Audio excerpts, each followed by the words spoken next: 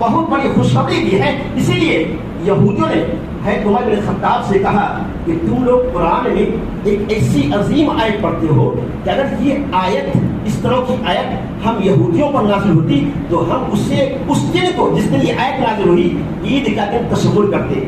اس آیت میں اللہ سبحانہ و تعالیٰ نے 3 اہم بات بیان فرمائی. یاد رکھیں وہ تینوں بات کیا ہے, انگلیوں پر شمار کریں. الیوم اکملت لکم دینکم, اے محمد صلی اللہ علیہ وسلم آج میں نے تمہارے لیے دین کو کامل کر دیا ہے. واتممت علیکم نعمتی, نمبر 2 اور تم پر اپنا انعام اپنی نعمت بھرپور کر دی ہے. نمبر 3 ورضیت لکم الاسلام دینا, اور تمہارے لیے دین اسلام سے میں راضی ہو گیا.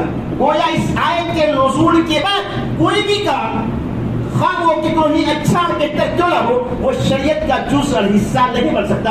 اس آیت کے نزول سے پتہ یہ چلا کہ دین مکمل ہو گیا ہے, کمپلیٹ ہو گیا ہے. اب کوئی بھی چیز دین میں داخل کو نہیں کیا جا سکتا. یہی وجہ ہے کہ اللہ کے نبی صلی اللہ علیہ وسلم کی وفات کے چند ماہ بعد حضرت عبداللہ بن مسعود نے چند لوگوں کو دیکھا جو مسجد میں بیٹھ کر تسبیحات کا انگلیوں کے بورڈ پہ یا انگلیوں پر یا کنکریوں پر تسبیحات کا اہتمام کرتے تھے. تو عبداللہ بن مسعود رضی اللہ عنہ نے شکریش کی اور کہا بربادی ہو تم لوگوں کے لیے, ابھی اللہ کے نبی صلی اللہ علیہ وسلم کی قبر بھی پوشیدہ نہیں ہوئی, آپ کی قبر کی مٹی بھی ابھی گیلی ہے اور تم لوگوں نے اللہ کے نبی صلی اللہ علیہ وسلم کی دین میں نئی چیزیں پیدا کر دی. تو انہوں نے کہا اے عبداللہ بن مسعود ہم لوگ تو تسبیحات کا ہی تو اہتمام کر رہے ہیں. تو آپ نے فرمایا تم لوگ بظاہر نیکیوں کے اپنے گناہ کو گنو. تو معلوم ہوا کہ یہ ایسی چیز انہوں نے داخل کیا تھا جو چیز نبی صلی اللہ علیہ وسلم سے ثابت نہیں. تو اس آیت سے معلوم ہوا کہ دین مکمل ہو گیا ہے. اب کوئی بھی چیز دین میں نہ کوئی داخل کیا جا سکتا ہے نہ دین سے کوئی چیز اسے نکالی جا سکتی ہے. اس لیے اس بات باللہ السمیع العلیم من الشیطان الرجیم بسم اللہ الرحمن الرحیم ان عدت الشہور عند اللہ 12 شہرا فی کتاب اللہ یوم خلق السماوات والارض منها 4 حرم ذلك الدین القیم فلا تظلموا فیہن انفسکم. گرامی قدر معزز حاضرین جمعہ, نوجوان ساتھیوں, عزیز بچوں, اللہ تعالیٰ کی توفیق اور اس کے فضل و کرم سے آج کے خطبہ جمعہ میں اس عنوان کی مناسبت سے چند گزارشات لے کر میں آپ جیسے منور اور روشن چہرے والے بھائیوں کے سامنے حاضر ہوا ہوں. وہ عنوان ہے ماہ محرم سے اسلامی کیلنڈر کا آغاز کی وجہ. ہم لوگ اسلامی مہینے کے نئے سال میں داخل ہو چکے ہیں. اسلامی مہینے کا نیا سال کس طرح سادگی کے ساتھ آغاز ہو گیا اس کا ہمیں پتہ بھی نہ چلا. کیوں؟ اس لیے کہ آج ہمارا کاروبار, ہمارا لین دین, ہمارا حساب و کتاب اسلامی کیلنڈر کے مطابق نہیں, اسلامی تاریخوں کے مطابق نہیں ہوتا. اسی لیے اسلامی مہینوں کا نیا سال اس طرح سادگی کے ساتھ آغاز ہو گیا کہ ہمیں پتہ بھی نہ چلا. اور جب انگریزی مہینوں کا نیا سال آتا ہے اللہ اکبر, تو بچہ کو پتہ لگ جاتا ہے کہ انگریزی مہینوں کا نیا سال القریب آنے والا ہے. لوگ ایک دوسرے کو ہیپی نیو ایئر کہہ کر نئے سال کی مبارکباد دیتے ہیں. اور اللہ کی پناہ 31 نائٹ جو سال کی آخری رات ہوتی ہے اس سال اس قدر بے حیائی, فحاشی اور برائی کا ارتکاب کیا جاتا ہے کہ اگر یہ کہہ لیا جائے کہ سال کے 365 راتوں میں سب سے زیادہ برائی کا ارتکاب اس رات ہوتی ہے وہ 31 نائٹ ہے, تو یہ بے جانا ہوگا. جو شراب پینے والے نہیں ہیں اللہ کی پناہ وہ بھی اس رات میں شراب پیتے. انشاءاللہ وہ موقع آئے گا تو اس عنوان پر تبصرہ ہوگا, کیونکہ موقع کی مناسبت سے بیان دینا یہ ہر خطیب کی ذمہ داری ہوتی ہے. تو اسلامی مہینوں کا نیا سال کا آغاز ہو چکا, ہم نئے سال میں داخل ہو چکے ہیں. نئے سال کا مبارکبادی دینا, خواہ وہ اسلامی مہینوں کا نیا سال ہو یا انگریزی مہینوں کا نیا سال ہو, یہ صحیح نہیں. حتیٰ کہ جمعہ مبارک کہنا بھی یا جمعہ مبارک لکھ کر کے کسی کو واٹس ایپ پہ بھیجنا بھی صحیح ہے. آج میرے پاس صبح میں کسی صاحب نے جمعہ مبارک لکھ کر کے بھیجا تو میں نے کہا جمعہ مبارک کہنا یا لکھ کر کے بھیجنا یہ خلاف سنت ہے. لہٰذا کوئی ایسا کام نہ کرے جس سے غلط چیز کی تشہیر ہو. لہذا جمعہ مبارک نہیں کہنا چاہیے. ہاں عید مبارک یا عید کے دن تقبل اللہ منا و منکم کہنا اس لیے صحیح ہے کہ یہ بات صحابہ کرام سے ثابت ہے. تو عہد نبوت، عہد صدیقی اور عہد فاروقی کے ابتدائی دور میں نیا سال کی مبارکبادی دینا تو بہت دور کی بات. نئے سال کا تصور بھی نہیں تھا، بلکہ عہد فاروقی میں سن 17 ہجری سے نئے سال کا یا اسلامی کیلنڈر کا آغاز ہوا. حضرت عمر فاروق رضی اللہ عنہ کے دور میں سن 17 ہجری سے نئے سال یا اسلامی کیلنڈر کا آغاز ہوا، اسلامی تاریخوں کا آغاز ہوا. اس کی وجہ کیا ہے؟ کیوں حضرت عمر فاروق رضی اللہ عنہ کے دور میں سن 17 ہجری سے اسلامی کیلنڈر کا آغاز ہوا؟ اس کی کیا وجہ ہے؟ اس وجہ کو یاد رکھیں، کیونکہ ارکان اسلام حج، روزے اور زکوٰۃ کا حساب و کتاب اسلامی کیلنڈر کے مطابق ہی کیا جاتا ہے. اس لیے ہمیں چاہیے کہ ہماری جو تاریخ ہے اس کو ہم یاد رکھیں. جب حضرت عمر فاروق رضی اللہ عنہ کے دور میں اکثر علاقے فتح یاب ہونے لگے تو گورنروں کے پاس حالات معلوم کرنے کے لیے، خبر گیری کرنے کے لیے ایک دوسرے کے پاس خط و خطابت لکھنے کا سلسلہ جاری ہوا. ایک دوسرے کے پاس خطوط لکھے جاتے تھے. تو بعض صحابہ کرام نے کہا حضرت عمر، اس وقت کے جو امیر المومنین تھے، حضرت عمر سے کہ اگر خطوط گورنروں کے پاس کب لکھے جاتے ہیں، خطوط کب پہنچتے ہیں، یا کس پر زکوٰۃ کب فرض ہوتی ہے، حکومتی سطح پر کون کام کب ہوتا ہے، تاریخ نہ ہونے کی وجہ سے اس سب کا پتہ نہیں لگتا ہے. لہذا اسلامی کیلنڈر کا یا اسلامی تاریخ کا آغاز کیا جائے، اسلامی تاریخ جاری کیا جائے تو بہت ہی بہتر ہوتا. یہ بات عمر بن خطاب کو اچھی لگی. اس وقت جو جلیل القدر صحابہ کرام باحیات تھے، موجود تھے، عمر فاروق رضی اللہ عنہ نے ایک میٹنگ بلائی اور صحابہ کرام جو جلیل القدر صحابہ کرام سب موجود تھے ان لوگوں کو بلایا اور صحابہ کرام سے اس سلسلے میں مشورہ طلب کیا. بعض صحابہ کرام نے کہا کہ جس سال اللہ کے نبی صلی اللہ علیہ وسلم کی وفات ہوئی اس سال سے اسلامی کیلنڈر کا آغاز کیا جائے. جیسا کہ عیسائیوں نے جس سال عیسیٰ علیہ السلام کی وفات ہوئی، حالانکہ ہمارا یہ عقیدہ ہے کہ ان کی وفات نہیں ہوئی بلکہ اللہ نے ان کو زندہ آسمان پر اٹھا لیا. ابھی وہ باحیات ہے، اب قرب قیامت کے وقت تشریف لائیں گے. تو بس صحابہ کرام نے کہا کہ جس طرح سے عیسائیوں نے عیسیٰ علیہ السلام کی وفات سے اسلامی تاریخ کا یا اسلامی سال کا آغاز کیا، تو اسی طرح ہم بھی نبی صلی اللہ علیہ وسلم کی وفات سے اسلامی کیلنڈر کا آغاز کریں. تو عیسائیوں نے آج 21 جولائی 2023 ہے، تو عیسیٰ علیہ السلام کو آسمان پر اٹھائے جانے کا عرصہ 20,000 سال، 20,022 سال مکمل ہو چکے ہیں. ابھی جو ہم انگریزی تاریخ لکھتے ہیں تو آج 21 ہجری، آج 21 جولائی 2022 ہے. تو عیسیٰ علیہ السلام کو جب پھانسی دی گئی یا ان کی وفات ہوئی تو اسی وقت سے عیسائیوں نے اس تاریخ کو، ان کی یاد کو باقی رکھنے کے لیے جاری کیا. تو عیسیٰ علیہ السلام کو آسمان پر اٹھائے جانے کا عرصہ 20,022 سال مکمل ہو چکے.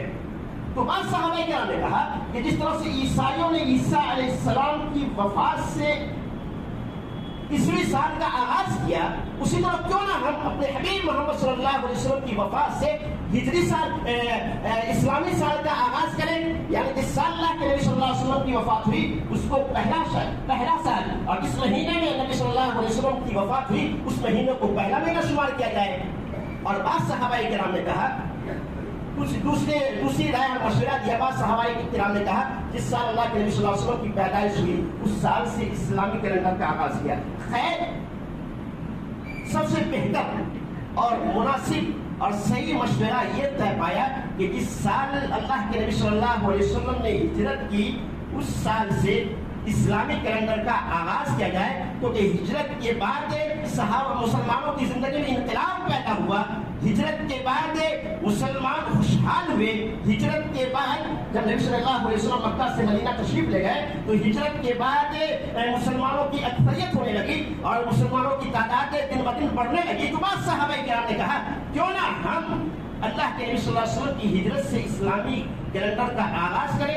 لہذا عمر فاروق رضی اللہ عنہ نے صحابہ کرام کے مشورے سے سن 17 ہجری میں ماہ محرم سے اسلامی کیلنڈر کا آغاز کیا اور ماہ محرم اسلامی سال کا پہلا مہینہ قرار پایا۔ تو اسلامی مہینے کا نیا سال 1445 ہجری کا، جیسا کہ آپ دیکھ رہے ہیں الیکٹرانک گھڑی پہ 1445 ہجری کا آغاز ہو چکا، یعنی نبی صلی اللہ علیہ وسلم کی ہجرت کے 1444 سال مکمل ہو چکے اور 1445 ہجری کا آغاز ہو چکا ہے۔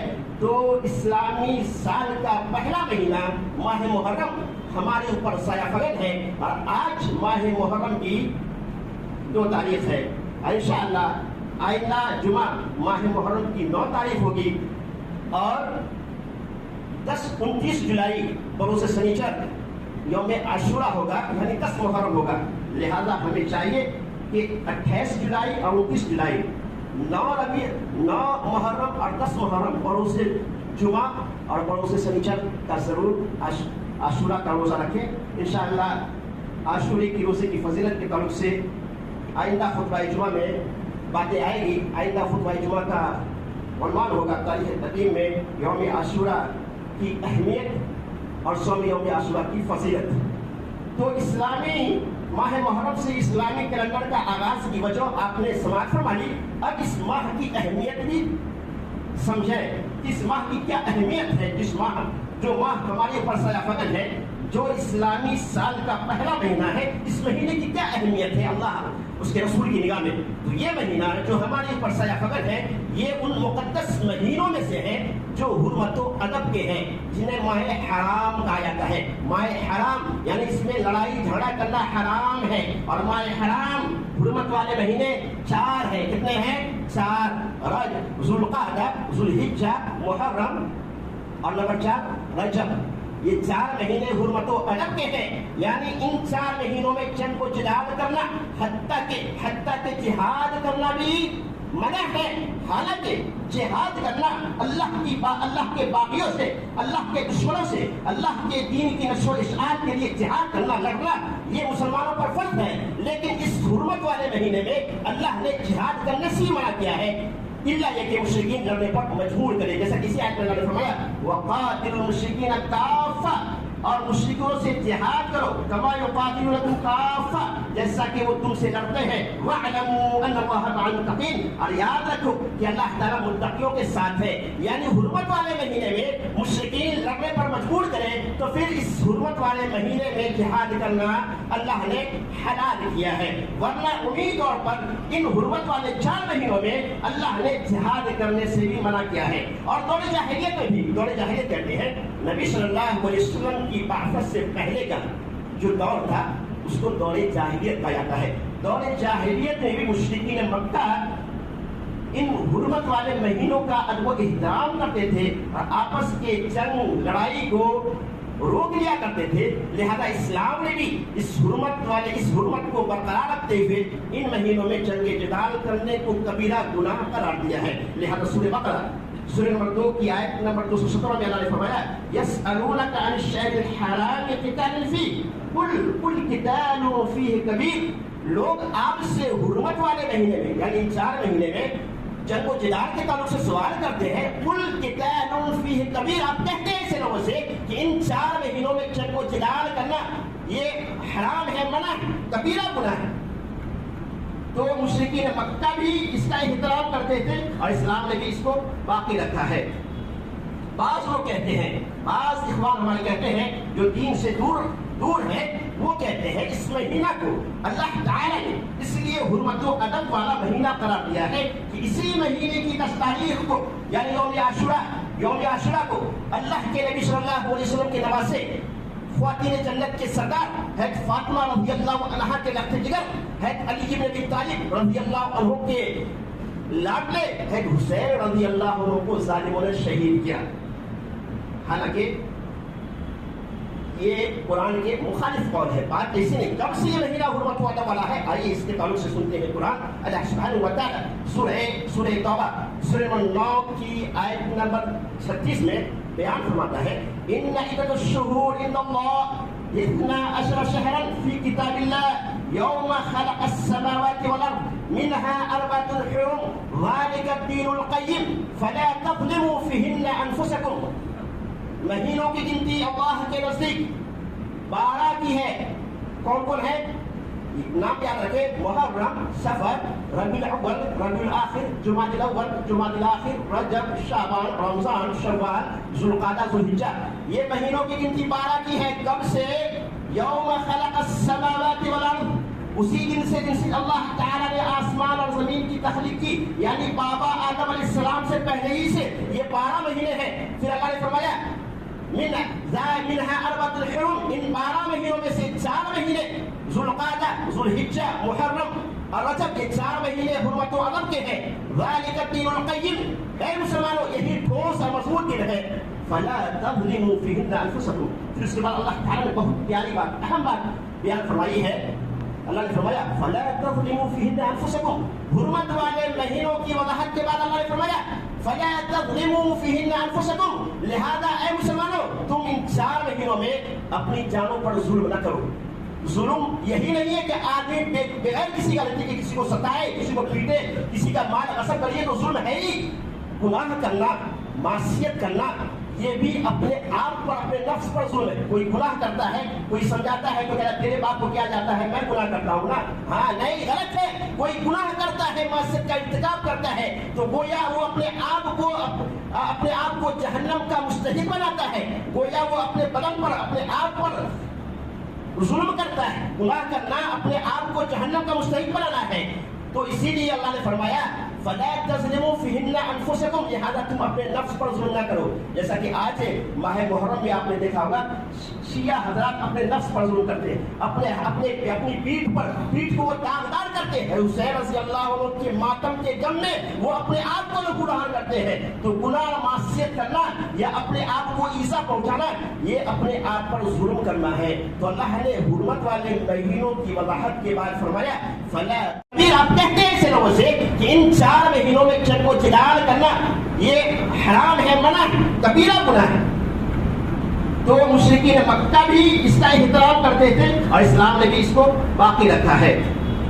بعض لوگ کہتے ہیں، بعض اخوان ہمارے کہتے ہیں جو دین سے دور ہے، وہ کہتے ہیں اس مہینہ کو اللہ تعالی نے اس لیے حرمت و ادب والا مہینہ قرار دیا ہے کہ اسی مہینے کی 10 تاریخ کو یعنی یوم عاشورہ کو اللہ کے نبی صلی اللہ علیہ وسلم کے نواسے خواتین جنت کے سردار حضرت فاطمہ رضی اللہ عنہا کے لخت جگر حضرت علی بن ابی طالب رضی اللہ عنہ کے لاڈلے حضرت حسین رضی اللہ عنہ کو ظالموں نے شہید کیا. حالانکہ یہ قرآن کے مخالف قول ہے، بات ایسی نہیں. کب سے یہ مہینہ حرمت و ادب والا ہے؟ آئیے اس کے تعلق سے سنتے ہیں قرآن. اللہ سبحانہ و تعالی سورہ توبہ سورہ 9 کی آیت نمبر 36 میں بیان فرماتا ہے، ان عدۃ الشہور عند اللہ 12 شہرا فی کتاب اللہ یوم خلق السماوات والارض منها 4 حرم ذلک الدین القیم فلا تظلموا فیہن انفسکم. مہینوں کی گنتی اللہ کے نزدیک 12 کی ہے. کون کون ہے؟ نام یاد رکھے، محرم، صفر، ربیع الاول، ربیع الاخر، جمادی الاول، جمادی الاخر، رجب، شعبان، رمضان، شوال، ذوالقعدہ، ذوالحجہ. یہ مہینوں کی گنتی 12 کی ہے. کب سے؟ یوم خلق السماوات والارض، اسی دن سے جن سے اللہ تعالیٰ نے آسمان اور زمین کی تخلیق کی، یعنی بابا آدم علیہ السلام سے پہلے ہی سے یہ 12 مہینے ہیں. پھر اللہ نے فرمایا منها 4 حرم، ان 12 مہینوں میں سے 4 مہینے ذوالقعدہ، ذوالحجہ، محرم اور رجب، یہ 4 مہینے حرمت و عدم کے ہیں. ذالک الدین القیم، اے مسلمانوں یہی ٹھوس اور مضبوط دن ہے. فلا تظلموا فیہن انفسکم. پھر اس کے بعد اللہ تعالیٰ نے بہت پیاری بات، اہم بات بیان فرمائی ہے. اللہ نے فرمایا فلا تظلموا فیہن انفسکم. حرمت والے مہینوں کی وضاحت کے بعد اللہ نے فرمایا فلا تظلموا فیہن انفسکم. لہذا اے مسلمانوں تم ان 4 مہینوں میں اپنی جانوں پر ظلم نہ کرو. ظلم یہی نہیں ہے کہ آدمی بغیر کسی غلطی کے کسی کو ستائے، کسی کو پیٹے، کسی کا مال غصب کریے تو ظلم ہے ہی.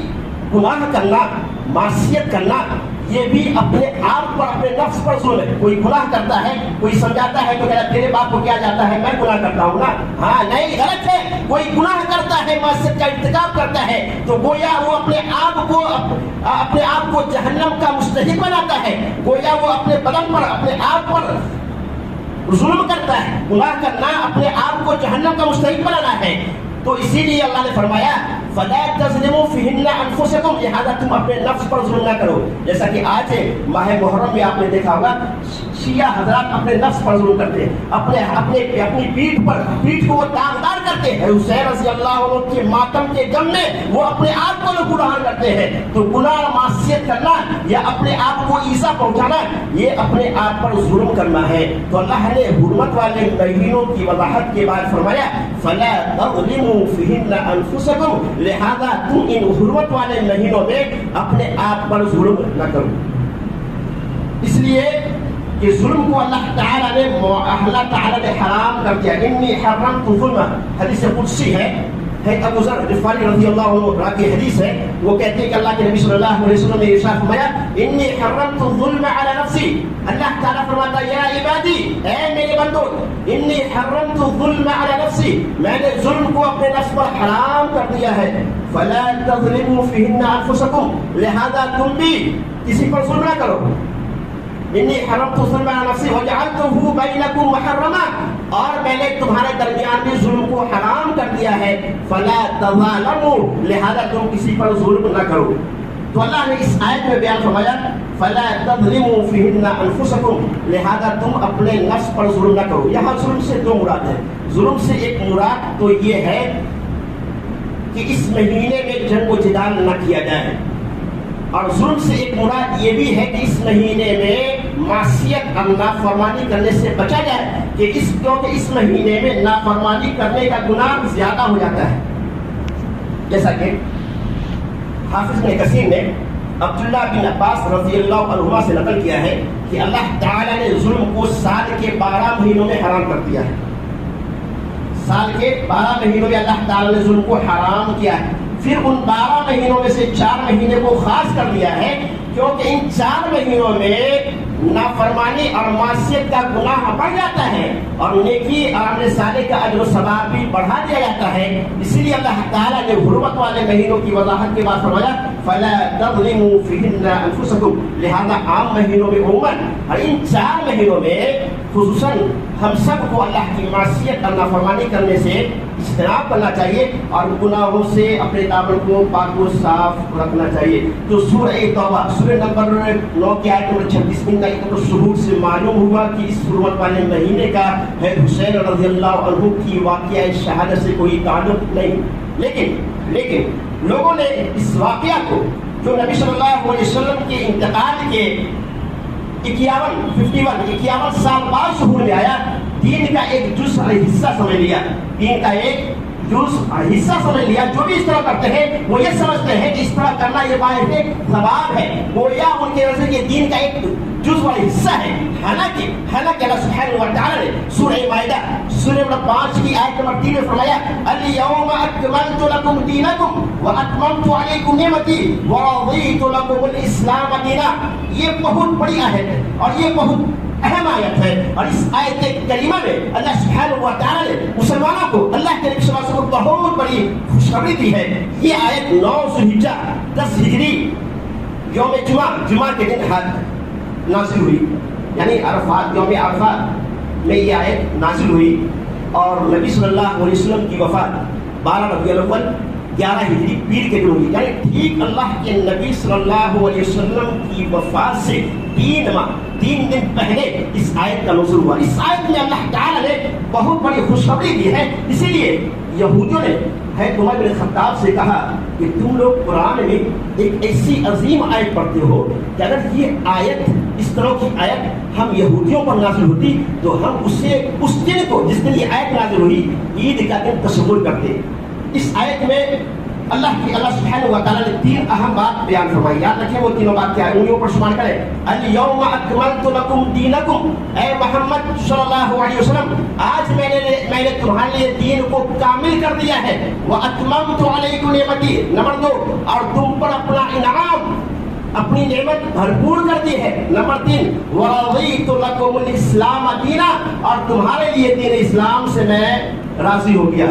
गोया इस आयत के नुज़ूल के बाद कोई भी काम, खान वो कितना ही अच्छा और बेहतर क्यों ना हो, वो शरीयत का जुज़ और हिस्सा नहीं बन सकता। इस आयत के नुज़ूल से पता ही चला कि दीन मुकम्मल हो गया है, कंप्लीट हो गया है। अब कोई भी चीज दीन में दाखिल बोलो नहीं किया जा सकता। यही वजह है कि अल्लाह के नबी सल्लल्लाहु अलैहि वसल्लम की वफात के चंद माह बाद हज़रत अब्दुल्लाह बिन मसूद ने चंद लोगों को देखा जो मस्जिद में बैठकर तस्बीहात का, उंगलियों के बोर पे या उंगलियों पर या कंकड़ियों पर तस्बीहात का इस्तेमाल करते थे। तो अब्दुल्लाह बिन मसूद रज़ियल्लाहु अन्हु ने शकरिश की और कहा, बर्बादी हो तुम लोगों के लिए, अभी अल्लाह के नबी सल्लल्लाहु अलैहि वसल्लम की कब्र भी पोशीदा नहीं हुई, आपकी कब्र की मिट्टी भी अभी गीली है, और तुम लोगों ने अल्लाह के नबी सल्लल्लाहु अलैहि वसल्लम की दीन में नई चीजें पैदा कर दी। तो उन्होंने कहा, ए अब्दुल्लाह बिन मसूद, हम लोग तो तस्बीहात का ही तो इस्तेमाल कर रहे हैं। तो आपने फरमाया, तुम लोग बजाय नेकियों के अपने गुनाह को गिनो। तो मालूम हुआ कि ये ऐसी चीज उन्होंने दाखिल किया था जो चीज नबी सल्लल्लाहु अलैहि वसल्लम से साबित नहीं। तो इस आयत से मालूम हुआ कि दीन मुकम्मल हो गया है। अब कोई भी चीज दीन में ना कोई दाखिल किया जा सकता है, ना दीन से कोई चीज उससे निकाली जा सकती है। इसलिए इस बात की तरफ इशारा करते हुए अल्लाह सुब्हानहू व तआला ने मकामे अरफात में इस आयत का नुज़ूल किया। तो यकीनन जिन कोफियों ने नवासा रसूल को मक्का से कुफा को बुलाकर कत्ल किया, वो बहुत बड़ा जालिम व मक्कार है, क्योंकि उन लोगों ने ऐसे सहाबी रसूल के खून से अपने हाथों को रंगा जिनसे अल्लाह के नबी सल्लल्लाहु अलैहि वसल्लम बेइंतहा मोहब्बत व प्यार करते थे। उनके मोहब्बत के ताल्लुक से बेशुमार अहादीस है। सिर्फ एक हदीस समाअत फरमाए, कितनी मोहब्बत करते थे। एक मरतबा अल्लाह के नबी सल्लल्लाहु अलैहि वसल्लम है बुरैदा रज़ियल्लाहु अन्हु, इस हदीस के रावी है, जुमा का खुतबा मिंबर पर इरशाद फरमा रहे थे कि अचानक हज़रत हसन हुसैन ये दोनों नमूदार हुए, तशरीफ लाए। उन्होंने सुर्ख रंग की कमीज पहन रखी थी जिसके मुंह से बार बार फिसल रहे थे। अल्लाह के नबी सल्लल्लाहु अलैहि वसल्लम ने अपना खुतबा रोका, मिंबर से नीचे उतरे, इन दोनों को गोद में लिया, फिर आपने अपना खुतबा मुकम्मल किया। तो ये इस तरह के दीगर अहादीस की मुताबिक पेशनगर अहले सुन्नह वल जमाअह अल्लाह के नबी सल्लल्लाहु अलैहि वसल्लम के इन दोनों नवासों से मोहब्बत करते हैं, और इस मोहब्बत को दीन का जुज़ नहीं बल्कि ईमान का एक हिस्सा समझते हैं, और उनकी वफात को अल्लाह ताला की क़ज़ा और क़दर समझते हैं। मतलब हज़रत हुसैन की शहादत को अल्लाह ताला की क़ज़ा और क़दर समझते हैं। क्यों? इसलिए कि सूरह अबी दाऊद, सूरह निसाई की हदीस है, हज़रत अबू सलमा उम्मुल मोमिनीन है अबू सलमा रज़ियल्लाहु अन्हा, इस हदीस के राविया है, वो कहते हैं कि हज़रत जिब्रील अलैहिस्सलाम अल्लाह के नबी सल्लल्लाहु अलैहि वसल्लम के पास तशरीफ लाए। उस वक्त हज़रत हुसैन रज़ियल्लाहु अन्हु मेरे पास थे।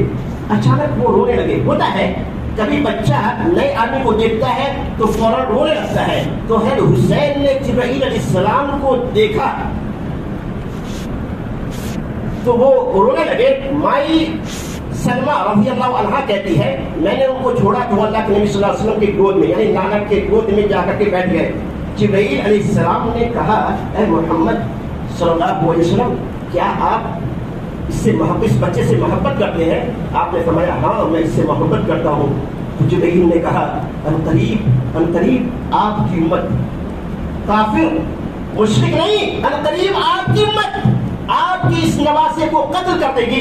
अगर आप चाहें तो मैं आपको उस जगह की, उस सरजमीन की मिट्टी दिखाऊं जहां इन्हें शहीद किया जाएगा, कत्ल किया जाएगा, और ये वो सरजमीन है।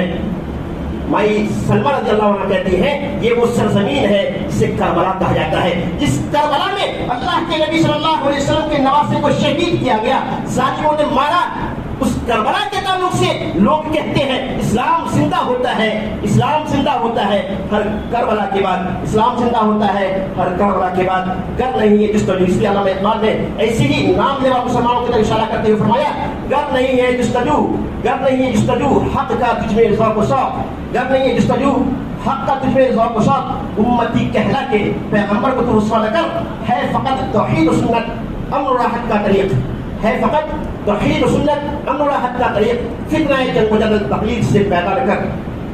اور یہ بھی یاد رہے کہ حضرت حسین رضی اللہ عنہ کی شہادت حضرت یزید رحمۃ اللہ علیہ کی دور خلافت میں ہوئی۔ اس وقت بادشاہ تھے حضرت یزید، اسی لیے بعض مسلمان بلکہ اکثر مسلمان حضرت یزید رحمۃ اللہ علیہ کو کافر، مشرک، شرابی، کبابی اور نہ معلوم کیا کیا کہتے ہیں، اور یزید کو ہی نہیں رحمۃ اللہ علیہ بلکہ حضرت یزید کے والد محترم امیر معاویہ بن سفیان رضی اللہ عنہما کے شان میں بھی گستاخی کرتے ہیں۔ حالانکہ امیر معاویہ حضرت یزید کے والد محترم امیر معاویہ ایک کاتب وحی ہے، وحی آتی تو یہ لکھا کرتے تھے یہ نبی صلی اللہ علیہ وسلم کے سالے ہیں، نبی صلی اللہ علیہ وسلم کی بیوی محترمہ ہے، ام حبیبہ رضی اللہ عنہا کے سگے بھائی ہے، اور یہی نہیں بلکہ نبی صلی اللہ علیہ وسلم کے ساتھی ہے اور صحابی رسول ہے، اور صحابی رسول کی شان میں گستاخی کرنا، انہیں گالی دینا یہ بہت بڑا گناہ ہے۔ اللہ کے نبی صلی اللہ علیہ وسلم نے فرمایا من